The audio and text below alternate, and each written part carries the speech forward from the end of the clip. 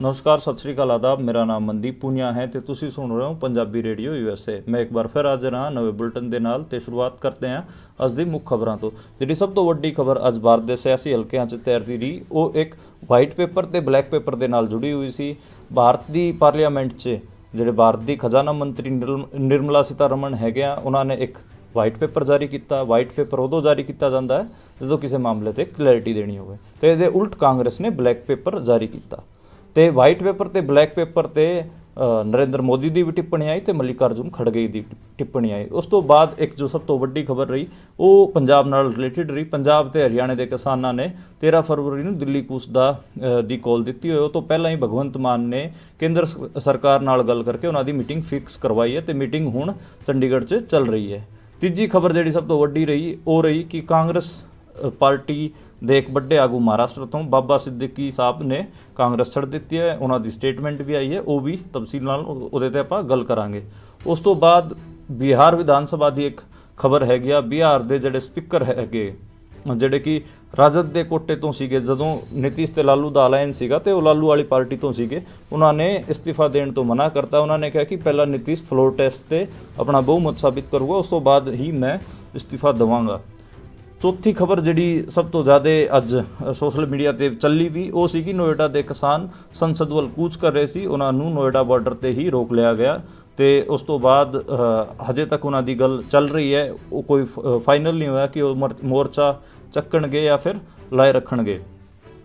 ਇੱਕ ਖਬਰ ਜਿਹੜੀ ਯੂਪੀ ਦੇ ਸਿਆਸੀ ਗਲਿਆਰਿਆਂ 'ਚ ਚੱਲ ਰਹੀ ਹੈ, ਕੱਲ ਵੀ ਆਪਾਂ ਉਹਦੇ ਤੇ ਬਹੁਤ ਗੱਲ ਕੀਤੀ ਸੀਗੀ। ਉਹ ਸੀ ਕਿ ਜੈਨ ਚੌਧਰੀ ਦਾ ਬੀਜੇਪੀ ਨਾਲ ਜਾਣ ਵਾਲੀ ਖਬਰ, ਤੇ ਉਹ ਅੱਜ ਵੀ ਉਹਦੇ ਤੇ ਵੀ ਆਪਾਂ ਚਰਚਾ ਕਰਾਂਗੇ। ਹੁਣ ਆਪਾਂ ਇਹਨਾਂ ਖਬਰਾਂ ਤੇ ਵਿਸਤਾਰ ਤੇ ਚਰਚਾ ਕਰਦੇ ਹਾਂ। ਸ਼ੁਰੂਆਤ ਕਰਦੇ ਹਾਂ ਸਵੇਤ ਪੱਤਰ ਤੋਂ, ਯਾਨੀ ਕਿ ਵਾਈਟ ਲੈਟਰ, ਜਿਹੜਾ ਭਾਰਤ ਦੀ ਖਜ਼ਾਨਾ ਮੰਤਰੀ ਨਿਰਮਲਾ ਸੀਤਾਰਮਨ ਨੇ ਇੰਡੀਅਨ ਪਾਰਲੀਮੈਂਟ 'ਚ ਪੇਸ਼ ਕੀਤਾ। ਤੇ ਉਹਦੇ 'ਚ ਇਹ ਵਾਈਟ ਪੇਪਰ ਉਦੋਂ ਜਾਰੀ ਕੀਤਾ ਜਾਂਦਾ ਹੁੰਦਾ ਹੈ ਜਦੋਂ ਕਿਸੇ ਮਾਮਲੇ ਤੇ ਕਲੈਰਿਟੀ ਲੈਣੀ ਹੋਵੇ। ਤੇ ਉਹਨਾਂ ਨੇ ਕਿਹਾ ਕਿ ਇੰਡੀਅਨ ਜਿਹੜੀ ਇਕੋਨਮੀ ਹੈ ਉਹਦੇ ਤੇ ਅਸੀਂ ਵਾਈਟ ਪੇਪਰ ਜਾਰੀ ਕਰ ਰਹੇ ਹਾਂ ਤਾਂ ਕਿ ਸਾਰਿਆਂ ਨੂੰ ਕਲੈਰਿਟੀ ਹੋ ਸਕੇ। ਤੇ ਉਹਦੇ ਤੇ ਉਹਨਾਂ ਨੇ ਖਾਸ ਫੋਕਸ 2004 ਤੋਂ ਲੈ ਕੇ 2014 ਤੱਕ ਜਿਹੜਾ 10 ਸਾਲ ਦਾ ਉਹ ਟਾਈਮ ਪੀਰੀਅਡ ਸੀ ਉਹਦੇ ਤੇ ਵੀ ਕੀਤਾ। ਇਹਦੇ ਉਲਟ ਕਾਂਗਰਸ ਪਾਰਟੀ ਨੇ ਇੱਕ ਬਲੈਕ ਪੇਪਰ ਜਾਰੀ ਕੀਤਾ। ਮੱਲਿਕਾਰਜੁਨ ਖੜਗੇ ਨੇ ਇੱਕ ਪ੍ਰੈਸ ਕਾਨਫਰੰਸ ਵੀ ਕੀਤੀ। ਉਹਦੇ 'ਚ ਉਹਨਾਂ ਨੇ ਦੱਸਿਆ ਕਿ ਬੀਜੇਪੀ ਜਦੋਂ ਤੋਂ ਸੱਤਾ 'ਚ ਆਈ ਹੈ ਉਹਨਾਂ ਨੇ 411 ਵਿਧਾਇਕ, ਹੁਣ 411 ਵੱਡਾ ਨੰਬਰ ਹੁੰਦਾ ਹੈ, ਤੇ ਇਹ ਇੰਨੇ ਵਿਧਾਇਕ ਉਹਨਾਂ ਨੇ ਤੋੜੇ ਨੇ ਤੇ ਉਹ 6-7 ਰਾਜਾਂ 'ਚ ਸਰਕਾਰ ਵੀ ਡੇਗ ਚੁੱਕੇ ਨੇ, ਦੂਜਿਆਂ ਦੀ ਸਰਕਾਰਾਂ 'ਚ ਤੋੜ ਭੰਨ ਕਰਕੇ ਆਪਣੀ ਬਣਾ ਚੁੱਕੇ ਨੇ ਉੱਥੇ। ਤੇ ਉਹਨਾਂ ਨੇ ਇਹ ਵੀ ਦੱਸਿਆ ਕਿ ਜਿਹੜੇ ਸਿੱਖਿਆ ਦਾ ਖੇਤਰ ਹੋਵੇ ਜਾਂ ਫਿਰ ਕਿਸਾਨ ਹੋਣ ਜਾਂ ਫਿਰ ਮਹਿਲਾਵਾਂ ਹੋਣ, ਸਾਰੇ ਕਿਤੇ ਨਾ ਕਿਤੇ ਬੀਜੇਪੀ ਤੋਂ ਤੰਗ ਰਹੇ ਨੇ। ਤੇ ਇੱਕ ਲੰਬੀ ਫਹਿਰਿਸਤ ਉਹਨਾਂ ਨੇ ਦੱਸੀ ਜਿਹੜੀ ਕਿ ਇਸ ਬਲੈਕ ਪੇਪਰ 'ਚ, ਕਾਂਗਰਸ ਦੇ ਬਲੈਕ ਪੇਪਰ 'ਚ ਹੈਗੀ ਆ, ਤੇ ਇਹ ਬੀਜੇਪੀ ਵਾਸਤੇ ਇਹਨਾਂ ਨੇ ਜਾਰੀ ਕੀਤਾ ਸੀਗਾ। ਤੇ ਇਸ ਬਲੈਕ ਪੇਪਰ ਤੇ ਕਮੈਂਟ ਆਇਆ ਪ੍ਰਧਾਨ ਮੰਤਰੀ ਨਰਿੰਦਰ ਮੋਦੀ ਦਾ, ਤੇ ਉਹਨਾਂ ਨੇ ਇੱਕ ਬੱਚੇ, ਸੋਹਣੇ ਜਿਹੇ ਸੁਨੱਖੇ ਬੱਚੇ ਦਾ ਐਗਜ਼ਾਮਪਲ ਦਿੱਤਾ ਜਿਹਦੇ ਤੇ ਕਾਲਾ ਟਿੱਕਾ ਲਾਇਆ ਜਾਂਦਾ ਕਿ ਉਹਨੂੰ ਨਜ਼ਰ ਨਾ ਲੱਗੇ। ਤੇ ਉਹਨਾਂ ਨੇ ਕਿਹਾ ਕਿ ਕਾਂਗਰਸ ਦਾ ਇਹ ਬਲੈਕ ਪੇਪਰ ਸਾਡੇ ਵਾਸਤੇ ਕਾਲਾ ਟਿੱਕਾ ਹੈਗਾ, ਜਿਹੜਾ ਅਸੀਂ ਚੰਗਾ ਕੰਮ ਕਰ ਰਹੇ ਹੈਗੇ ਆ ਉਹਦੇ ਤੇ ਨਜ਼ਰ ਨਾ ਲੱਗੇ। ਤੇ ਇੱਕ ਪੂਰੀ ਬਹਿਸ ਦਾ ਵਿਸ਼ਾ ਬਣੀ ਰਹੀ। ਉਸ ਤੋਂ ਬਾਅਦ ਇੱਕ ਕਮੈਂਟ ਜਿਹੜਾ ਸਭ ਤੋਂ ਜ਼ਿਆਦਾ ਵਾਇਰਲ ਹੋਇਆ ਉਹ ਸੀਗਾ ਰਾਹੁਲ ਗਾਂਧੀ ਦਾ ਨਰਿੰਦਰ ਮੋਦੀ ਤੇ। ਯਾਦ ਹੋਵੇਗਾ ਕਿ ਕੁਝ ਦਿਨ ਪਹਿਲਾਂ ਨਰਿੰਦਰ ਮੋਦੀ ਨੇ ਆਪਣੇ ਆਪ ਨੂੰ OBC ਦੱਸਿਆ ਸੀਗਾ। ਜਦੋਂ ਰਾਹੁਲ ਗਾਂਧੀ ਹੋਰੀ OBC ਪੋਲਿਟਿਕਸ ਕਰਨ ਦੀ ਗੱਲ ਕਰ ਰਹੇ ਸੀਗੇ, OBC ਜਾਂ ਫਿਰ ਜਾਤੀ ਜਨਗਣਨਾ ਦੀ ਗੱਲ ਕਰ ਰਹੇ ਸੀਗੇ, ਉਦੋਂ ਹੀ ਉਹਨਾਂ ਨੇ ਕਿਹਾ ਸੀਗਾ ਕਿ ਇਹ OBC ਕਰਦੇ ਰਹਿੰਦੇ ਨੇ, ਐਡਾ ਵੱਡਾ OBC ਇਹਨਾਂ ਨੂੰ ਦਿਖਦਾ ਨਹੀਂ, ਯਾਨੀ ਕਿ ਉਹ ਆਪਣੇ ਆਪ ਨੂੰ OBC ਕਹਿ ਰਹੇ ਸੀਗੇ। ਤੇ ਅੱਜ ਰਾਹੁਲ ਗਾਂਧੀ ਨੇ ਕਿਹਾ ਹੈ ਕਿ ਨਰਿੰਦਰ ਮੋਦੀ ਕੋਈ OBC ਨਹੀਂ ਹੈਗਾ, ਤੇ ਉਹਨਾਂ ਦੀ ਜਿਹੜੀ ਕਾਸਟ ਹੈਗੀ ਆ ਉਹ ਖਾਂਜੀ ਕਮਿਊਨਿਟੀ ਤੋਂ ਆਉਂਦੇ ਨੇ। ਤੇ ਖਾਂਜੀ ਕਮਿਊਨਿਟੀ ਨੂੰ ਗੁਜਰਾਤ 'ਚ ਉਹਨਾਂ ਨੇ, ਜਦੋਂ ਉਹਨਾਂ ਦੀ ਸਰਕਾਰ ਬਣੀ ਸੰਨ 2000 'ਚ, ਉਦੋਂ OBC 'ਚ ਸ਼ਾਮਿਲ ਕੀਤਾ ਗਿਆ ਸੀਗਾ, OBC ਦਾ ਦਰਜਾ ਉਦੋਂ ਮਿਲਿਆ ਸੀਗਾ। ਤਾਂ ਇਸ ਕਰਕੇ ਉਹ ਕੋਈ OBC ਨਹੀਂ ਹੈਗਾ। ਖਾਂਜੀ ਕਮਿਊਨਿਟੀ ਬੇਸਿਕਲੀ ਇੱਕ ਟ੍ਰੇਡਿੰਗ ਕਮਿਊਨਿਟੀ ਹੈਗੀ ਆ। ਤਾਂ ਉਹ ਲੋਕਾਂ ਨੂੰ ਭਰਮਾਉਣ ਨਾ ਤੇ ਲੋਕਾਂ 'ਚ ਭਰਮ ਨਾ ਫੈਲਾਉਣ। ਇਹ ਰਾਹੁਲ ਗਾਂਧੀ ਦੀ ਸਟੇਟਮੈਂਟ ਸੀਗੀ। ਇਹ ਭਾਰਤ ਜੋੜੋ ਨਿਆਂ ਯਾਤਰਾ 'ਚ ਉਹਨਾਂ ਨੇ ਛੱਤੀਸਗੜ੍ਹ 'ਚ ਦਿੱਤੀ ਹੈਗੀ ਆ। ਤੇ ਰਾਹੁਲ ਗਾਂਧੀ OBC ਪੋਲਿਟਿਕਸ ਨੂੰ ਲੈ ਕੇ ਠੀਕ ਠਾਕ ਡਿਫੈਂਸਿਵ ਵੀ ਨੇ ਤੇ ਅਟੈਕਿੰਗ ਵੀ ਨੇ। ਅਟੈਕ ਉਹ ਲਗਾਤਾਰ ਬੀਜੇਪੀ ਤੇ ਕਰਦੇ ਨੇ ਤੇ ਡਿਫੈਂਸਿਵ ਉਹ ਇਹ ਵੀ ਗਣਾਉਂਦੇ ਨੇ ਕਿ ਉਹਨਾਂ ਨਾਲ ਜਿਹੜੀਆਂ ਫੋਰਸਾਂ ਹੈਗੀਆਂ, ਚਾਹੇ ਲਾਲੂ ਯਾਦਵ ਹੋਵੇ, ਅਖਿਲੇਸ਼ ਯਾਦਵ ਹੋਵੇ, ਇਹ ਸਾਰੇ ਸੋਸ਼ਲਿਸਟ ਫੋਰਸਾਂ ਹੈਗੀਆਂ ਜਿਨ੍ਹਾਂ ਨੇ OBC ਦੀ ਜਾਂ ਫਿਰ ਇੱਕ ਹਿਸਾਬ ਨਾਲ ਆਰਕਸ਼ਣ ਦੀ ਲੜਾਈ ਲੜੀ ਹੈਗੀ ਆ।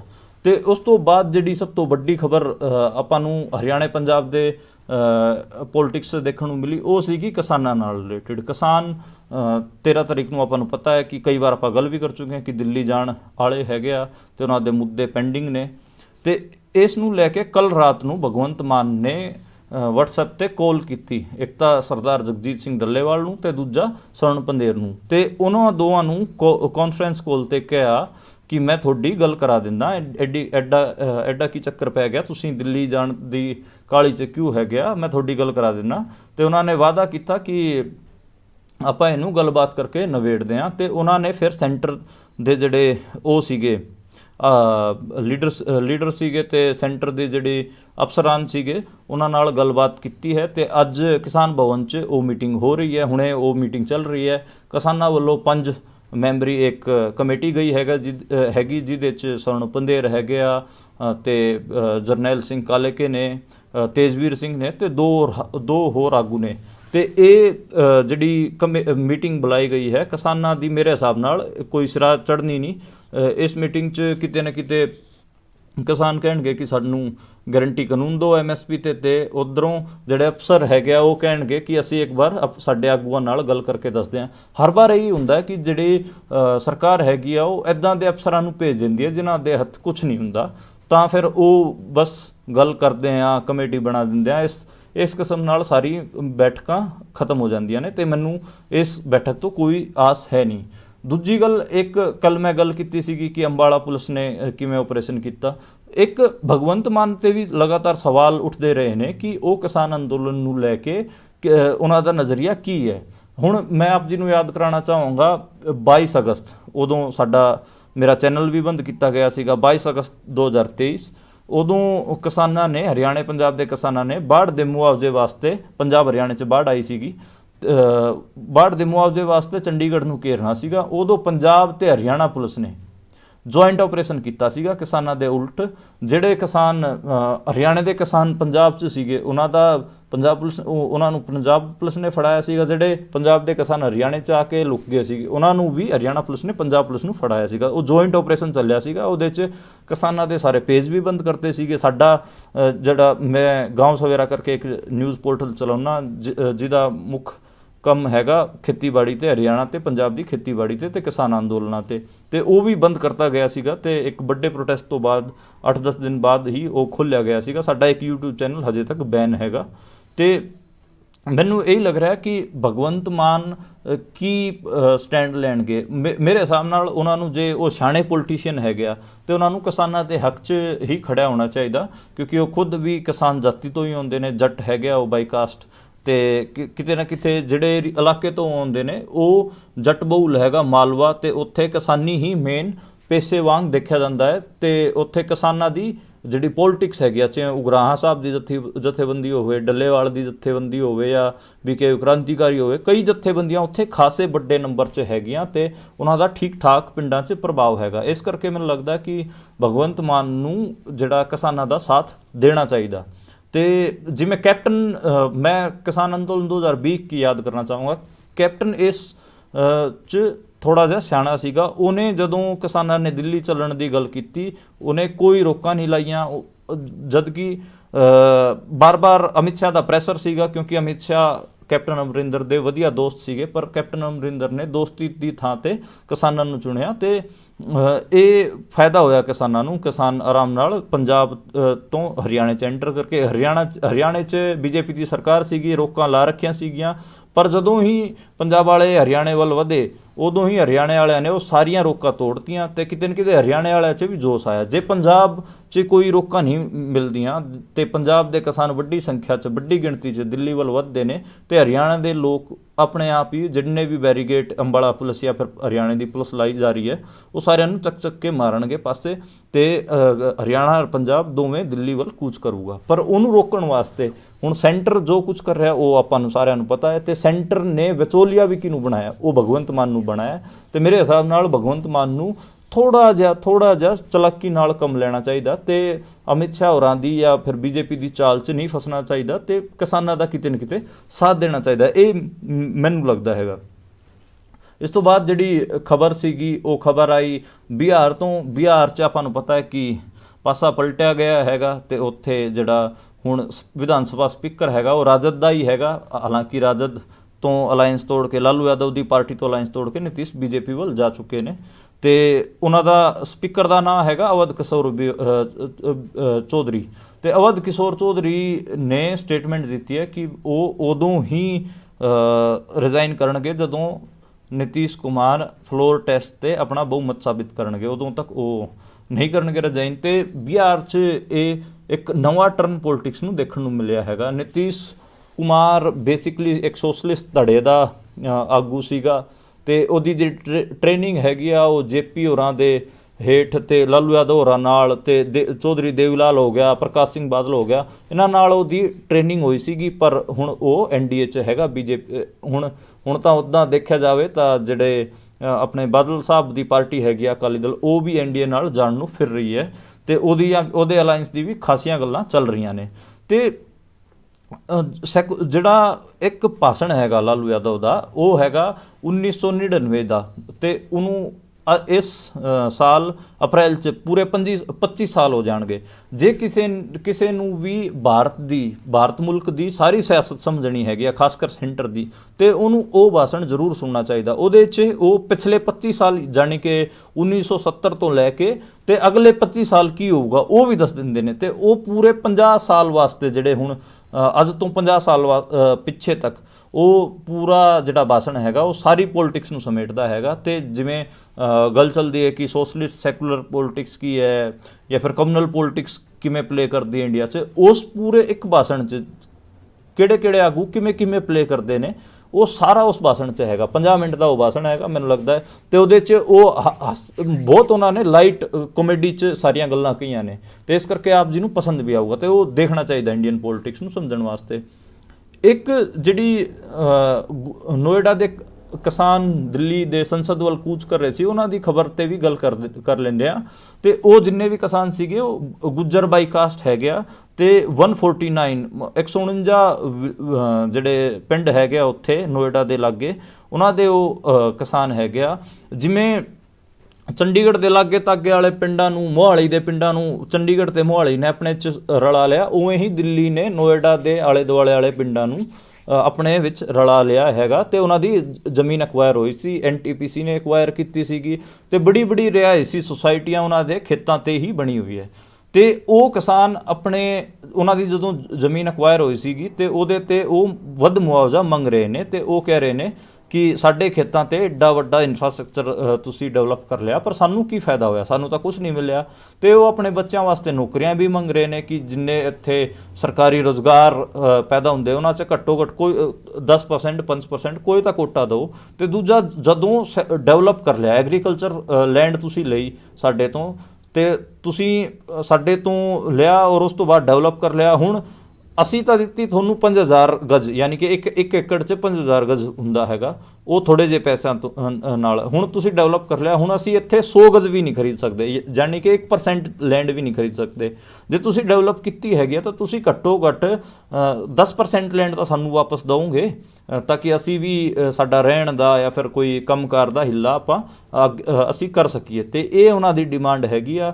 ਤੇ ਉਹ ਗੁੱਜਰ ਕਿਸਾਨ ਹੁਣ ਹਾਲਾਂਕਿ ਜਿਹੜੇ ਐਨਸੀਆਰ ਦੇ ਗੁੱਜਰ ਹੈਗੇ ਆ ਉਹ ਬੀਜੇਪੀ ਦੇ ਵੋਟ ਬੈਂਕ ਮੰਨੇ ਜਾਂਦੇ ਨੇ ਤੇ ਹਾਲਾਂਕਿ ਗੁੱਜਰ ਓਬੀਸੀ ਹੈਗੇ ਆ ਪਰ ਉਹ ਕਿਤੇ ਨਾ ਕਿਤੇ ਐਨਸੀਆਰ ਵਾਲੇ ਗੁੱਜਰ ਜ਼ਮੀਨ ਵਿਕਣ ਕਾਰਨ ਖਾਸੇ ਥੋੜੇ ਰਿਚ ਹੋ ਗਏ ਸੀਗੇ, ਅਮੀਰ, ਪੈਸਾ ਨਵਾਂ ਨਵਾਂ ਆਇਆ ਸੀਗਾ ਤੇ ਉਹ ਬੀਜੇਪੀ ਵਾਲੀ ਟ੍ਰੇਨ ਉਹਨਾਂ ਨੇ ਫੜ ਲਈ ਸੀਗੀ। ਹੁਣ ਉਹਨਾਂ ਨੂੰ ਦਿੱਕਤ ਹੋ ਰਹੀ ਹੈ ਕਿਉਂਕਿ ਜ਼ਮੀਨ ਵਿਕੀ ਹੋਈ ਜ਼ਮੀਨ ਦਾ ਪੈਸਾ ਕਿੰਨੇ ਦਿਨ ਚੱਲਦਾ, ਤੇ ਹੁਣ ਉਹਨਾਂ ਨੂੰ ਪਤਾ ਲੱਗ ਰਿਹਾ ਕਿ ਇਹ ਜਿਹੜੀ ਡਿਵੈਲਪਮੈਂਟ ਹੋਈ ਹੈਗੀ ਆ ਤੇ ਨਵੇਂ ਸ਼ਹਿਰ ਬਣੇ ਨੋਇਡਾ ਵਰਗੇ, ਤੇ ਉਹਨਾਂ 'ਚ ਉਹਨਾਂ ਦੀ ਥਾਂ ਕਿੱਥੇ ਹੈਗੀ ਆ, ਉਹਨਾਂ ਦੀ ਉੱਥੇ ਕੋਈ ਥਾਂ ਨਹੀਂ ਹੈਗੀ ਆ, ਉਹਨਾਂ ਦੇ ਬੱਚਿਆਂ ਨੂੰ ਰੁਜ਼ਗਾਰ ਦੀ ਵਾਲੀ ਸਮੱਸਿਆ ਆ ਰਹੀ ਹੈਗੀ ਆ, ਤੇ ਇਸ ਕਰਕੇ ਉਹ ਮੁਆਵਜ਼ੇ, ਰੁਜ਼ਗਾਰ ਪਲੱਸ 10% ਡਿਵੈਲਪਡ ਲੈਂਡ ਮੰਗ ਰਹੇ ਨੇ ਵਾਪਸ, ਕਿ ਸਾਨੂੰ ਘੱਟੋ ਘੱਟ ਤੁਸੀਂ ਸਾਡਾ ਮੰਨ ਲਓ 100 ਬਿੱਗਾ ਲਿਆ ਤੇ ਤੁਸੀਂ ਸਾਨੂੰ ਵਾਪਸ 10 ਬਿੱਗੇ ਤਾਂ ਦਓਗੇ ਨਾ ਡਿਵੈਲਪ ਕਰਕੇ, ਜਾਂ ਫਿਰ ਸਾਰਾ ਤੁਸੀਂ ਲੁੱਟ ਕੇ ਖਾਓਗੇ। ਤੇ ਇਹ ਉਹਨਾਂ ਦੀਆਂ ਗੱਲਾਂ ਸੀਗੀਆਂ, ਤੇ ਉਹ ਅੱਜ ਪਾਰਲੀਮੈਂਟ ਵੱਲ ਪਿਛਲੇ 2 ਮਹੀਨਿਆਂ ਤੋਂ ਅੰਦੋਲਿਤ ਸੀਗੇ। ਹੁਣ ਉਹ ਪਾਰਲੀਮੈਂਟ ਵੱਲ ਵਧੇ ਤਾਂ ਉਹਨਾਂ ਨੂੰ ਨੋਇਡਾ ਤੇ ਦਿੱਲੀ ਦੇ ਬਾਰਡਰ ਤੋਂ ਪਹਿਲਾਂ ਹੀ ਰੋਕ ਲਿਆ ਗਿਆ। ਇੱਕ ਮਹਾਮਾਇਆ ਫਲਾਈਓਵਰ ਹੈਗਾ, ਉੱਥੇ ਰੋਕ ਲਿਆ ਗਿਆ। ਪੁਲਿਸ ਨੇ ਹਲਕੀ ਜੀ ਫੋਰਸ ਵੀ ਵਰਤੀ, ਤੇ ਉਹਨਾਂ ਤੇ ਇੱਕ ਮੁੰਡਾ ਸੀਗਾ, ਉਹ ਤਾਂ ਵਿਚਾਰਾ ਖਾਸਾ ਉਹਨੂੰ ਦਿੱਕਤ ਹੋ ਗਈ ਸੀਗੀ, ਹਾਲਾਂਕਿ ਹੁਣ ਉਹ ਠੀਕ ਹੈਗਾ। 1-2 ਬਜ਼ੁਰਗ ਮਹਿਲਾਵਾਂ ਨੂੰ ਵੀ ਦਿੱਕਤਾਂ ਆਈਆਂ ਜਦੋਂ ਪੁਲਿਸ ਖਿੱਚ ਧੂ ਕਰ ਰਹੀ ਸੀਗੀ, ਹਾਲਾਂਕਿ ਬਾਅਦ 'ਚ ਉਹ ਸਾਰੇ ਮਹਾਮਾਇਆ ਫਲਾਈਓਵਰ ਦੇ ਥੱਲੇ ਬਹਿ ਗਏ ਸੀਗੇ। ਹੁਣ ਉਹਨਾਂ ਦੀ ਗੱਲਬਾਤ ਚੱਲ ਤਾਂ ਰਹੀ ਸੀਗੀ, ਪਰ ਉਹਦਾ ਗੱਲਬਾਤ ਤੱਕ ਕੀ ਸਿੱਟਾ ਨਿਕਲਿਆ ਹਜੇ ਤੱਕ ਸਾਨੂੰ ਪਤਾ ਨਹੀਂ ਹੈਗਾ। ਕੱਲ ਮੈਂ ਜ਼ਰੂਰ ਦੱਸਾਂਗਾ ਕਿ ਉਹਨਾਂ ਦੇ ਅੰਦੋਲਨ ਦਾ ਕੀ ਬਣਿਆ। ਪਰ ਉਹ ਇੱਕ ਇੰਪੋਰਟੈਂਟ ਅਪਡੇਟ ਹੈਗੀ ਆ NCR ਤੋਂ, ਕਿਉਂਕਿ ਜੇ 13 ਫਰਵਰੀ ਨੂੰ ਦਿੱਲੀ ਤੇ ਹਰਿਆਣੇ ਤੋਂ ਜੇ ਕਿਸਾਨ ਉੱਧਰ ਦਿੱਲੀ ਵੱਲ ਵੱਧਦੇ ਨੇ, ਤੇ ਉੱਧਰੋਂ ਫਿਰ ਨੋਇਡਾ ਉੱਤਰ ਪ੍ਰਦੇਸ਼ 'ਚ ਪੈਂਦਾ ਹੈਗਾ, ਤੇ ਉੱਥੇ ਤਾਂ ਆਲਰੇਡੀ ਅੰਦੋਲਨ ਚੱਲ ਰਿਹਾ, ਤੇ ਦਿੱਲੀ ਨੂੰ ਉੱਤਰ ਪ੍ਰਦੇਸ਼ ਵਾਲੇ ਪਾਸਿਓਂ ਘੇਰਨ 'ਚ ਆਸਾਨੀ ਹੋਊਗੀ।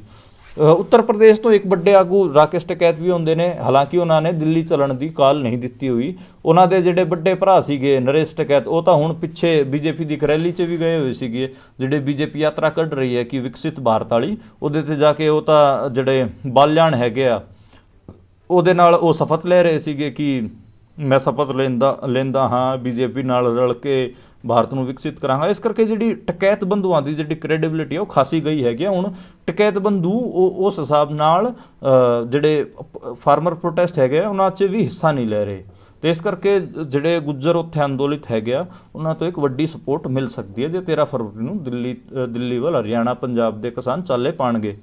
ਇੱਕ ਫਿਰ ਜਿਹੜੀ ਖਬਰ ਸੀਗੀ ਉਹ ਮੈਂ ਦੱਸ ਦੇਣਾ, ਮਿਆਂਮਾਰ ਤੇ ਇੰਡੀਆ ਦੇ ਬਾਰਡਰ ਤੋਂ ਰਿਲੇਟਡ ਹੈਗੀ ਆ। ਭਾਰਤ ਦੇ ਗ੍ਰਹਿ ਮੰਤਰੀ ਅਮਿਤ ਸ਼ਾਹ ਨੇ ਟਵੀਟ ਕਰਕੇ ਕਿਹਾ ਕਿ ਅਸੀਂ ਹੁਣ ਜਿਹੜਾ ਬਿਨਾਂ ਹੀ ਵੀਜ਼ਾ ਤੋਂ ਇੱਧਰ ਉੱਧਰ ਜਾ ਸਕਦੇ ਸੀਗੇ ਉਹ ਅਸੀਂ ਰੋਕਦੇ ਹੈਗੇ ਆ, ਤੇ ਹੁਣ ਛੇਤੀ ਸਾਰੇ ਬਾਰਡਰ ਨੂੰ ਅਸੀਂ ਫੈਂਸਿੰਗ ਵੀ ਲਾਵਾਂਗੇ। ਕੰਮ ਆਲਰੇਡੀ ਚੱਲ ਰਿਹਾ ਹੈ ਤਾਂ ਕਿ ਇਹ ਜਿਹੜੀ ਆਵਾਜਾਈ ਹੈਗੀ ਹੈ ਇਹਨੂੰ ਘਟਾਇਆ ਜਾ ਸਕੇ, ਕਿਉਂਕਿ ਸਾਡੇ ਇੱਧਰ ਜਨਸੰਖਿਆ 'ਤੇ ਅਸਰ ਪੈਂਦਾ ਹੈਗਾ। ਮਿਆਂਮਾਰ 'ਚ ਕਨਫਲਿਕਟ ਚੱਲ ਰਿਹਾ ਤੇ ਮਿਆਂਮਾਰੀ ਬਹੁਤ ਸਾਰੇ ਲੋਕ ਇੱਧਰ ਇੰਡੀਆ ਵੱਲ ਆ ਰਹੇ ਨੇ। ਉਹਨਾਂ ਦਾ ਮੋਟਾ ਕਿਤੇ ਨਾ ਕਿਤੇ ਨੁਕਤਾ ਇਹੀ ਹੈਗਾ। ਤੇ NDA 'ਚ ਜੈਨ ਚੌਧਰੀ ਦੇ ਜਾਣ ਵਾਲੀ ਗੱਲ ਹੈਗੀ ਆ, ਉਹਦੇ 'ਚ ਕਿੰਨਾ ਕਦਮ ਹੈਗਾ, ਇਹਦੇ 'ਤੇ ਮੈਂ ਬਸ ਇੱਕ ਕਮੈਂਟ ਇਹੀ ਕਰਨਾ ਚਾਹਾਂਗਾ ਕਿ ਅੱਜ ਕਿਸੇ ਸਾਡੇ ਵਰਿਸ਼ਠ ਪੱਤਰਕਾਰ ਨੇ ਮੇਰੇ ਅੱਗੇ ਹੀ ਫੋਨ ਲਾਇਆ ਜੈਨ ਚੌਧਰੀ ਨੂੰ, ਤਾਂ ਜੈਨ ਚੌਧਰੀ ਨੇ ਡੁਲਮੁਲ ਜਿਹਾ ਜਵਾਬ ਦਿੱਤਾ। ਹਾਲਾਂਕਿ ਉਹਨਾਂ ਦਾ ਅੱਜ ਜਿਹੜੇ ਸਪੋਕਸ ਪਰਸਨ ਹੈਗੇ ਆ ਉਹਨਾਂ ਨੇ ਵੀ ਡੁਲਮੁਲ ਜਵਾਬ ਦਿੱਤਾ, ਕਿਹਾ ਕਿ ਸਾਡੀ ਗੱਲ ਚੱਲ ਰਹੀ ਹੈ, ਸਾਡੀ ਤਾਂ ਗੱਲ ਚੱਲਦੀ ਰਹਿੰਦੀ ਹੈ, ਸਾਨੂੰ ਜਿੱਥੇ ਵਧੀਆ ਭਾਅ ਮਿਲੂਗਾ ਅਸੀਂ ਤਾਂ ਉੱਧਰ ਜਾਵਾਂਗੇ। ਤੇ ਗੱਲ ਚੱਲ ਰਹੀ ਹੈ। ਮੈਨੂੰ ਕੱਲ ਮੈਂ ਕਹਿ ਰਿਹਾ ਸੀਗਾ ਕਿ ਉਹ ਨਹੀਂ ਜਾਣਗੇ, ਪਰ ਅੱਜ ਮੈਨੂੰ ਲੱਗ ਰਿਹਾ ਕਿ ਸ਼ਾਇਦ ਉਹ ਕਿਤੇ ਨਾ ਕਿਤੇ NDA ਵੱਲ ਤੁਰ ਜਾਣ ਤੇ ਉਹਨਾਂ ਨੂੰ 5 ਤੋਂ 6 ਸੀਟਾਂ NDA ਦੇ ਸਕਦੀ ਹੈਗੀ ਆ, ਤੇ ਉਹ ਨੁਕਸਾਨ ਹੀ ਹੋਊਗਾ ਜਾਟ ਪੋਲਿਟਿਕਸ ਨੂੰ, ਖਾਸ ਕਰ ਨੁਕਸਾਨ ਹੋਊਗਾ। ਜਿਵੇਂ ਸਿੱਖ ਜੱਟਾਂ ਨੂੰ ਤਾਂ ਅਗਲੇ ਅਕਾਲੀ ਦਲ ਨਾਲ ਸਾਧਣ ਨੂੰ ਫਿਰਦੇ ਨੇ, ਤੇ ਹਿੰਦੂ ਜੱਟਾਂ ਨੂੰ ਉਹ ਉੱਧਰ ਜੈਨ ਚੌਧਰੀ ਨੂੰ ਤੋੜ ਕੇ ਸਾਧਣ ਨੂੰ ਫਿਰਦੇ ਨੇ। ਤੇ ਕਿਉਂਕਿ ਤੁਸੀਂ ਇਹ ਵੀ ਦੇਖੋ ਕਿ ਪੂਰੇ ਇੰਡੀਆ 'ਚ, ਨਾਰਥ ਇੰਡੀਆ 'ਚ 55 ਤੋਂ ਲੈ ਕੇ 60 ਸੀਟਾਂ ਇੱਦਾਂ ਦੀਆਂ ਹੈਗੀਆਂ ਜਿੱਥੇ ਜੱਟ ਪਾਪੂਲੇਸ਼ਨ ਅਸਰ ਪਾਉਂਦੀ ਹੈਗੀ ਆ। ਹੁਣ ਉਹਨਾਂ ਕੋਲ 55 ਸੀਟਾਂ 'ਚ 42-43 ਸੀਟਾਂ ਉਹਨਾਂ ਕੋਲ ਹੈਗੀਆਂ, ਤੇ ਹੁਣ ਉਹ ਚਾਹ ਰਹੇ ਨੇ ਕਿ ਇਹ ਨੰਬਰ ਸਾਡਾ ਬਣਿਆ ਰਵੇ। ਤੇ ਇਸ ਤੋਂ ਇਲਾਵਾ ਸਾਰੇ ਚੈਨਲਾਂ ਨੇ ਆਪਣੇ ਸਰਵੇ ਲੋਕ ਸਭਾ ਵਾਸਤੇ ਕੱਢਣੇ ਸ਼ੁਰੂ ਕਰਤੇ। ਮੈਂ ਮੋਟੇ ਸਰਵੇ ਦੱਸ ਦਿੰਨਾ ਕਿ ਕਿਵੇਂ ਸੀਟਾਂ ਦੇ ਰਹੇ ਨੇ। ਜਿਵੇਂ ਉੱਤਰ ਪ੍ਰਦੇਸ਼ 'ਚ ਜ਼ਿਆਦਾਤਰ ਸਰਵੇ ਜਿਹੜੇ TV ਵਾਲੇ ਹੈਗੇ ਆ ਉਹ 70 ਸੀਟਾਂ BJP ਨੂੰ ਦੇ ਰਹੇ ਨੇ 80 ਸੀਟਾਂ 'ਚੋਂ, ਤੇ 10 ਸੀਟਾਂ ਉਹ ਅਦਰਸ ਨੂੰ ਦੇ ਰਹੇ ਨੇ, ਜਿਨ੍ਹਾਂ 'ਚ 5-7 ਉਹ ਸਪਾ ਨੂੰ ਦੇ ਰਹੇ ਨੇ, 1-2 ਕਾਂਗਰਸ ਨੂੰ ਦੇ ਰਹੇ ਨੇ। ਤੇ ਇਹ ਉੱਤਰ ਪ੍ਰਦੇਸ਼ ਜਿਹੜਾ ਕਿ ਹੁਣ ਰਾਮ ਮੰਦਿਰ ਵੀ ਜਿੱਥੇ ਉੱਥੇ ਉਦਘਾਟਨ ਹੋਇਆ, ਤਾਂ ਇਸ ਕਰਕੇ ਉੱਥੋਂ ਦੀ ਪੋਲਿਟਿਕਸ ਨੂੰ ਠੀਕ ਠਾਕ ਪ੍ਰਭਾਵਿਤ ਕਰੂਗਾ। ਦੂਜਾ ਜਿਹੜਾ ਸਾਊਥ ਬਲੋਕ ਹੈਗਾ, ਜਿਵੇਂ ਤਮਿਲਨਾਡੂ ਹੋ ਗਿਆ, ਕੇਰਲ ਹੋ ਗਿਆ, ਤੇਲੰਗਾਨਾ ਹੋ ਗਿਆ, ਉੱਥੇ ਕਾਂਗਰਸ ਨੂੰ ਉਹ ਵੱਧ ਸੀਟਾਂ ਦੇ ਰਹੇ ਨੇ। ਡੀਐਮਕੇ ਉੱਥੇ ਇੱਕ ਵੱਡੀ ਪਾਰਟੀ ਹੈਗੀ ਆ, ਤੇ ਬੀਜੇਪੀ ਨੂੰ ਉੱਥੇ ਇੱਕ ਦੋ ਸੀਟਾਂ ਹੀ ਦੇ ਰਹੇ ਨੇ। ਤੇ ਦੂਜੀ ਔਰ ਮੱਧ ਪ੍ਰਦੇਸ਼ 'ਚ ਸਾਰੀਆਂ ਸੀਟਾਂ ਉਹ ਬੀਜੇਪੀ ਨੂੰ ਦੇ ਰਹੇ ਨੇ। ਰਾਜਸਥਾਨ 'ਚ 25 ਦੀ 25 ਸੀਟਾਂ ਹੀ ਕਾਂਗਰਸ ਨੂੰ ਦੇ ਰਹੇ ਨੇ। ਹਰਿਆਣੇ 'ਚ 10 ਸੀਟਾਂ 'ਚੋਂ 2 ਸੀਟ ਕਾਂਗਰਸ ਨੂੰ ਦੇ ਰਹੇ ਨੇ, 8 ਸੀਟਾਂ ਉਹ ਬੀਜੇਪੀ ਨੂੰ ਦੇ ਰਹੇ ਨੇ। ਪੰਜਾਬ 'ਚ ਉਹ ਸਿਰਫ 1 ਤੇ 2 ਸੀਟਾਂ ਬੀਜੇਪੀ ਨੂੰ ਦੇ ਰਹੇ ਨੇ, ਬਾਕੀ 11 ਸੀਟਾਂ ਉਹ 5 ਸੀਟਾਂ ਇਹਨੂੰ ਦੇ ਰਹੇ ਨੇ, ਕਾਂਗਰਸ ਨੂੰ 5 ਸੀਟਾਂ ਆਮ ਆਦਮੀ ਨੂੰ, ਤੇ 1 ਸੀਟ ਉਹ ਅਕਾਲੀ ਦਲ ਨੂੰ ਦੇ ਰਹੇ ਨੇ। ਤੇ ਇਹ ਮੋਟਾ ਸਰਵੇ ਅੱਜ ਕੱਲ੍ਹ ਫਲੋਟ ਕਰ ਰਿਹਾ ਹੈ। ਬਿਹਾਰ 'ਚ ਜ਼ਿਆਦਾਤਰ ਸੀਟਾਂ ਉਹ ਐਨਡੀਏ ਅਲਾਇੰਸ ਨੂੰ ਦੇ ਰਹੇ ਨੇ, ਜਾਨੀ ਕਿ ਨਿਤੀਸ਼ ਤੇ ਬੀਜੇਪੀ ਨੂੰ। ਸਿਰਫ 4-5 ਸੀਟਾਂ ਹੀ ਉਹ ਲਾਲੂ ਯਾਦਵ ਦੀ ਪਾਰਟੀ ਨੂੰ ਦੇ ਰਹੇ ਨੇ। ਤੇ ਇਹ ਮੋਟਾ ਜਿਹੜੇ ਕਿ ਵੱਡੇ ਸੂਬੇ ਹੈਗੇ ਉਹਨਾਂ ਦਾ ਇੱਕ ਸੀਗਾ ਸਰਵੇ, ਜਿਹੜਾ ਅੱਜ ਟੀਵੀਆਂ ਨੇ ਪੂਰਾ ਦਿਨ ਫਲੋਟ ਕਰ ਰੱਖਿਆ। ਸਾਰਾ ਦਿਨ ਇਹਦੇ ਤੇ ਚਰਚਾ ਹੁੰਦੀ ਰਹੀ। ਹਾਲਾਂਕਿ ਇਹਦੀ ਕ੍ਰੈਡੀਬਿਲਿਟੀ ਕਿੰਨੀ ਹੈ ਇਹ ਥੋੜਾ ਦੇਖਣੀ ਪਊਗੀ, ਕਿਉਂਕਿ ਰਾਜਸਥਾਨ 'ਚ ਘੱਟੋ ਘੱਟ 12 ਤੇ 13 ਸੀਟਾਂ ਤਾਂ ਇੱਦਾਂ ਦੀਆਂ ਹੈਗੀਆਂ ਜਿਨ੍ਹਾਂ ਤੇ ਜੱਟ ਡੋਮੀਨੇਟ ਕਰਦੇ ਨੇ, ਤੇ ਜੱਟ ਬੀਜੇਪੀ ਤੋਂ ਖਾਸੇ ਰੁੱਸੇ ਹੋਏ ਨੇ। ਤਾਂ ਫਿਰ ਬੀਜੇਪੀ ਨੂੰ 25 ਦੀਆਂ 25 ਸੀਟਾਂ ਕਿਵੇਂ ਕੋਈ ਦੇ ਸਕਦਾ ਰਾਜਸਥਾਨ 'ਚ। ਹਰਿਆਣੇ 'ਚ ਮੈਨੂੰ ਲੱਗਦਾ ਕਿ ਘੱਟੋ ਘੱਟ 5 ਤੋਂ 6 ਸੀਟਾਂ ਕਾਂਗਰਸ ਜਿੱਤੂਗੀ, ਤੇ 4 ਤੇ 5 ਤੇ ਬੀਜੇਪੀ ਜਿੱਤੂਗੀ, ਕਿਉਂਕਿ ਇੱਥੇ ਵੀ ਜੱਟ ਪੋਪੂਲੇਸ਼ਨ ਜਾਂ ਫਿਰ ਸਿੱਖ ਪੋਪੂਲੇਸ਼ਨ ਕਹਿ ਲਈਏ ਕਿ ਖਾਸੀ ਹੈਗੀ ਆ, ਤੇ ਜਾਟ ਪਲੱਸ ਸਿੱਖ ਮਿਲ ਕੇ ਇੱਕ ਵੱਡਾ ਨੰਬਰ ਬਣਾਉਂਦੇ ਨੇ। ਐਂ ਪੰਜਾਬ ਦਾ ਚਲੋ ਆਪਾਂ ਇਹਨੂੰ ਠੀਕ ਮੰਨ ਲੈਂਦੇ ਆ, ਕਿਉਂਕਿ ਇੱਕ ਜਿਹੜੀ ਸੀਟ ਬਣਦੀ ਹੈਗੀ ਆ ਉਹ ਜਿਹੜੀ ਗੁਰਦਾਸਪੁਰ ਵਾਲੀ, ਉੱਥੇ ਹੀ ਥੋੜਾ ਬੀਜੇਪੀ ਦਾ ਸਟਰੋਂਗ ਹੋਲਡ ਹੈਗਾ, ਤੇ ਇੱਕ ਸੀਟ ਸ਼ਾਇਦ ਬੀਜੇਪੀ ਨੂੰ ਜਾ ਸਕਦੀ ਹੈ। ਉੱਦਾਂ ਮੈਨੂੰ ਲੱਗਦਾ ਨਹੀਂ ਕਿ ਉਹ ਸੀਟ ਵੀ ਬੀਜੇਪੀ ਨੂੰ ਜਾਊਗੀ, ਤੇ ਕਿਤੇ ਨਾ ਕਿਤੇ ਵੱਡੇ ਮਾਰਜਨ ਤੋਂ ਕਾਂਗਰਸ ਤੇ ਆਮ ਆਦਮੀ ਪਾਰਟੀ ਪੰਜਾਬ 'ਚ ਲੀਡ ਕਰਨਗੇ। ਤੇ ਹੁਣ ਗੱਲ ਕਰਦੇ ਹਾਂ ਉੱਤਰ ਪ੍ਰਦੇਸ਼ ਦੀ। ਉੱਤਰ ਪ੍ਰਦੇਸ਼ 'ਚ ਜੇ ਜੈਨ ਚੌਧਰੀ ਬੀਜੇਪੀ ਨਾਲ ਨਹੀਂ ਜਾਂਦੇ ਤਾਂ ਉੱਥੇ ਘੱਟੋ ਘੱਟ 80 ਚੋਂ 30 ਸੀਟਾਂ ਜਿਹੜਾ ਇੰਡੀਆ ਅਲਾਇੰਸ ਹੈਗਾ ਉਹ ਲੈ ਜਾ ਸਕਦਾ ਹੈਗਾ, ਤੇ 50 ਸੀਟਾਂ ਤੇ ਬੀਜੇਪੀ ਕਾਬਜ਼ ਹੋਊਗੀ। ਤੇ ਉੱਥੇ ਜਿਹੜਾ ਉਹ 70 ਸੀਟ ਦੇ ਰਹੇ ਨੇ, 20 ਸੀਟਾਂ ਦਾ ਉਹ ਨੁਕਸਾਨ ਸਾਫ਼ ਦਿਖਦਾ ਹੈਗਾ। ਜਿਹੜਾ ਗੱਲ ਕਰਦੇ ਆ ਮੱਧ ਪ੍ਰਦੇਸ਼ ਦੀ, ਮੱਧ ਪ੍ਰਦੇਸ਼ ਸ਼ਾਇਦ ਬੀਜੇਪੀ ਨੂੰ ਬੜਤ ਹੈਗੀ ਆ। ਉਹਦਾ ਰੀਜ਼ਨ ਮੈਂ ਦੱਸ ਦਿੰਦਾ ਕਿ ਮੱਧ ਪ੍ਰਦੇਸ਼ 'ਚ ਜਿਹੜਾ ਹਿੰਦੂਤਵ ਵਾਲਾ ਵੋਟ ਬੈਂਕ ਹੈਗਾ ਨਾ, ਉਹ ਉੱਤਰ ਪ੍ਰਦੇਸ਼ ਤੋਂ ਵੀ ਜ਼ਿਆਦਾ ਹੈਗਾ। ਉੱਤਰ ਪ੍ਰਦੇਸ਼ 'ਚ ਕਿਤੇ ਜਿਹੜਾ ਸਮਾਜਵਾਦੀਆਂ ਦਾ ਕੰਮ ਤਾਂ ਹੈਗਾ, ਮੱਧ ਪ੍ਰਦੇਸ਼ 'ਚ ਨਾ ਤਾਂ ਕੋਈ ਸਮਾਜਵਾਦੀ ਐਡੇ ਵੱਡੇ ਨੰਬਰ ਤੇ ਦਿਖਦਾ ਹੈ, ਫਿਰ ਨਾ ਕੋਈ ਦੂਜੀ ਪਾਰਟੀ ਦਿਖਦੀ ਹੈਗੀ। ਕਾਂਗਰਸ ਦੀ ਹੁਣ ਹਾਲਤ ਆਪਾਂ ਨੂੰ ਪਤਾ ਹੀ ਹੈ ਕਿ ਕਿਉਂ ਜੀ ਹੈਗੀ ਆ। ਉੱਥੇ ਕਮਲਨਾਥ ਸੀਗਾ, ਤੇ ਕਮਲਨਾਥ ਨੇ ਪਾਰਟੀ ਉੱਥੇ ਇੱਕ ਹਿਸਾਬ ਨਾਲ ਡਬੋ ਰੱਖੀ ਹੈਗੀ ਆ। ਤੇ ਇਹ ਵੀ ਮੈਨੂੰ ਸਮਝ ਨਹੀਂ ਆਇਆ ਕਿ ਕਮਲਨਾਥ ਨੂੰ ਕਿਉਂ ਕਾਂਗਰਸ ਨੇ ਚਾਰਜ ਦਿੱਤਾ ਸੀਗਾ। ਹਾਲਾਂਕਿ ਕਮਲਨਾਥ ਦਾ ਨਾਂ ਆਪ ਜੀ ਯਾਦ ਕਰੋ ਕਿ ਦਿੱਲੀ ਦੰਗੇ ਹੋਏ ਸੀਗੇ, ਸਿੱਖਾਂ ਤੇ ਜਿਹੜੇ ਹਮਲੇ ਹੋਏ ਸੀ ਉਹਨਾਂ 'ਚ ਉਹਨਾਂ ਦਾ ਨਾਂ ਸੀਗਾ, ਤੇ ਉਹਨੂੰ ਫਿਰ ਵੀ ਕਾਂਗਰਸ ਨੇ ਅੱਗੇ ਕੀਤਾ ਮੱਧ ਪ੍ਰਦੇਸ਼ 'ਚ। ਉਹ ਮੈਨੂੰ ਸਮਝ ਨਹੀਂ ਆਇਆ। ਪੰਜਾਬ ਦੇ ਇੱਕ ਲੀਡਰ ਕਾਂਗਰਸ ਦੇ ਜਿਹੜੇ ਕਿ ਇੱਥੋਂ ਦੇ ਸੂਬੇ ਦੇ ਆਗੂ ਵੀ ਹੈਗੇ ਆ, ਰਾਜਾ ਵੜਿੰਗ, ਉਹ ਉੱਥੇ ਜਾ ਕੇ ਕਮਲਨਾਥ ਦੀ ਸਟੇਜ 'ਤੇ ਉਹਨਾਂ ਨੇ ਡਰਾਮਾ ਵੀ ਕੀਤਾ, ਸਿੱਖਾਂ ਵਾਸਤੇ ਇਹਨਾਂ ਨੇ ਇੰਨਾ ਕੁਝ ਕੀਤਾ, ਇੱਦਾਂ ਦੀਆਂ ਸਟੇਟਮੈਂਟਾਂ ਵੀ ਦਿੱਤੀਆਂ। ਪਰ ਉਹ ਕਿਤੇ ਨਾ ਕਿਤੇ ਰਾਜਾ ਵੜਿੰਗ ਦੇ ਉਲਟ ਹੀ ਗਈਆਂ। ਰਾਜਾ ਵੜਿੰਗ ਨੂੰ ਪੋਲੀਟਿਕਸ ਦਾ ਕੱਖਾ ਨਹੀਂ ਪਤਾ, ਮਤਲਬ ਮੈਨੂੰ ਇਹ ਲੱਗਦਾ ਹੈਗਾ। ਤੇ ਉਹ ਬਹੁਤ ਵੱਡੀ ਗਲਤੀ ਕੀਤੀ। ਔਰ ਕਿਤੇ ਨਾ ਕਿਤੇ ਸਿੱਖਾਂ ਦੀ ਵੀ ਮਤਲਬ ਸਿੱਖਾਂ ਨੂੰ ਕਮਲਨਾਥ ਦੇ ਸਟੇਜ 'ਤੇ ਨਹੀਂ ਚੜ੍ਹਨਾ ਚਾਹੀਦਾ, ਈਵਨ ਜਾਟਾਂ ਨੂੰ ਵੀ ਨਹੀਂ ਚੜ੍ਹਨਾ ਚਾਹੀਦਾ। ਜੇ ਜਾਟ ਆਪਣੇ ਆਪ ਨੂੰ ਸਿੱਖਾਂ ਦੇ ਭਰਾ ਮੰਨਦੇ ਹੈਗੇ ਆ, ਤੇ ਉਹਨਾਂ ਨੂੰ ਵੀ ਜਿਹੜਾ ਕਮਲਨਾਥ ਦਾ ਸਟੇਜ ਹੈਗਾ ਉੱਥੇ ਨਹੀਂ ਚੜ੍ਹਨਾ ਚਾਹੀਦਾ ਸੀਗਾ। ਤੇ ਕਮਲਨਾਥ ਕੋਈ ਫੇਸ ਨਹੀਂ ਹੋਣਾ ਚਾਹੀਦਾ ਮੱਧ ਪ੍ਰਦੇਸ਼ 'ਚ ਕਾਂਗਰਸ ਦਾ। ਉਹਦੇ ਨਾਲ ਉਹ ਤਾਂ ਕਿਤੇ ਨਾ ਕਿਤੇ ਦਿਗਵਿਜੇ ਹੋ ਗਿਆ। ਉਹ ਜ਼ਿਆਦਾ ਸਿਆਣਾ ਸੀਗਾ, ਉਹਨੂੰ ਅੱਗੇ ਕੀਤਾ ਜਾ ਸਕਦਾ ਸੀਗਾ। ਫਿਰ ਨਵੀਂ ਲੀਡਰਸ਼ਿਪ ਤੁਸੀਂ ਐਮਰਜ ਕਰੋ ਮੱਧ ਪ੍ਰਦੇਸ਼ ਵਾਲੇ ਮਾਮਲੇ 'ਤੇ। ਛੱਤੀਸਗੜ੍ਹ ਤੇ ਝਾਰਖੰਡ ਦਾ ਆਪਾਂ ਨੂੰ ਪਤਾ ਹੈ ਕਿ ਉੱਥੇ ਝਾਰਖੰਡ ਮੁਕਤੀ ਮੋਰਚਾ ਜਾਣੀ ਕਿ ਆਦੀਵਾਸੀ ਵੱਡੇ ਮਾਰਜਨ ਨਾਲ ਜਿੱਤਣਗੇ। ਉਹਦਾ ਹਾਲਾਂਕਿ ਜਿਹੜੇ ਟੀਵੀ ਵਾਲੇ ਸਰਵੇ ਹੈਗੇ ਆ ਉਹ ਝਾਰਖੰਡ 'ਚ ਬੀਜੇਪੀ ਨੂੰ ਜਿਤਾ ਰਹੇ ਨੇ, ਪਰ ਝਾਰਖੰਡ 'ਚ ਜਿਹੜਾ ਕਿ ਹੁਣ ਇਹਨਾਂ ਨੇ ਹੇਮੰਤ ਸੋਰੇਨ ਨੂੰ ਗ੍ਰਿਫਤਾਰ ਕੀਤਾ ਹੈਗਾ, ਉਹਦੇ ਕਾਰਨ ਕਿਤੇ ਨਾ ਕਿਤੇ ਆਦੀਵਾਸੀਆਂ 'ਚ ਇੱਕ ਗੁੱਸਾ ਹੈਗਾ। ਤਾਂ ਕਰਕੇ ਮੈਂ ਕਹਿ ਰਿਹਾ ਕਿ ਜਿਹੜੇ ਹੁਣ ਟੀਵੀ ਵਾਲੇ ਸਰਵੇ ਹੈਗੇ ਆ, ਇਹ ਟੋਟਲ ਦਿਖਾ ਰਹੇ ਨੇ ਐਨਡੀਏ ਦੀ 366 ਸੀਟਾਂ, 360 ਸੀਟਾਂ, ਤੇ ਬੀਜੇਪੀ ਦੀ ਇਕੱਲੀ ਦੀ ਦਿਖਾ ਰਹੇ ਨੇ 320 ਸੀਟਾਂ, 330 ਸੀਟਾਂ। ਇਹ ਸੱਚ ਨਹੀਂ ਹੈਗਾ। ਮੈਨੂੰ ਲੱਗ ਰਿਹਾ ਕਿ ਜਿਹੜਾ ਐਨਡੀਏ ਦਾ ਰਥ ਹੈਗਾ ਉਹ 260 ਤੋਂ ਲੈ ਕੇ 270 ਸੀਟਾਂ ਤੱਕ ਰੁਕ ਜਾਊਗਾ, ਤੇ ਜਿਹੜਾ ਬੀਜੇਪੀ ਹੈਗੀ ਆ ਉਹਨੂੰ ਇਕੱਲੀ ਨੂੰ 220 ਤੋਂ 230 ਸੀਟਾਂ ਮਿਲਣਗੀਆਂ। ਬਹੁਮਤ ਵਾਸਤੇ ਕਿਤੇ ਨਾ ਕਿਤੇ ਇੰਡੀਆ 'ਚ 275 ਸੀਟਾਂ ਦਾ ਇੱਕ ਉਹ ਚਾਹੀਦਾ ਹੈਗਾ, ਤੇ 275 ਸੀਟਾਂ ਐਨਡੀਏ ਨੂੰ ਇਸ ਵਾਰ ਮਤਲਬ ਸਟਰਗਲ ਕਰਨਾ ਪਊਗਾ ਉਹ ਹਾਸਲ ਕਰਨ ਵਾਸਤੇ। ਹਾਲਾਂਕਿ ਬਹੁਤ ਸਾਰੇ ਲੋਕ ਹਾਰ ਮੰਨੀ ਬੈਠੇ ਨੇ, ਪਰ ਮੈਨੂੰ ਲੱਗਦਾ ਹੈ ਕਿ ਜਿਵੇਂ ਆਦੀਵਾਸੀਆਂ ਵਾਲਾ ਮਾਮਲਾ ਹੋ ਗਿਆ, ਜੱਟਾਂ ਵਾਲਾ ਮਾਮਲਾ ਹੋ ਗਿਆ, ਸਿੱਖਾਂ ਵਾਲਾ ਮਾਮਲਾ ਹੋ ਗਿਆ, ਇਹਦੇ 'ਤੇ ਨਜ਼ਰ ਰੱਖਣੀ ਚਾਹੀਦੀ। ਤੇ ਇਹ ਬਹੁਤ ਸਾਰੀ ਸੀਟਾਂ 'ਤੇ ਪ੍ਰਭਾਵ ਪਾਉਂਦੇ ਨੇ, ਤੇ ਜੇ ਇਹਨਾਂ ਦੇ ਹੱਥੋਂ ਇਹ ਸਾਰੇ ਨਿਕਲ ਗਏ ਫਿਰ ਇਹਨਾਂ ਦੇ ਹੱਥ ਸੱਤਾ ਨਹੀਂ ਆਉਣੀ, ਇਹ ਮੈਨੂੰ ਲੱਗਦਾ ਹੈਗਾ। ਤੇ ਅੱਜ ਦੇ ਬੁਲਟਿਨ 'ਚ ਇੰਨਾ ਹੀ। ਆਪਾਂ ਫਿਰ ਕੱਲ ਮਿਲਾਂਗੇ, ਤੇ ਕੱਲ ਦੁਬਾਰਾ ਆਪਾਂ ਜਿਹੜੇ ਭਾਰਤ ਮੁਲਕ ਦੀਆਂ ਸਿਆਸੀ ਖਬਰਾਂ ਹੈਗੀਆਂ ਉਹਨਾਂ ਦਾ ਪੋਸਟਮਾਰਟਮ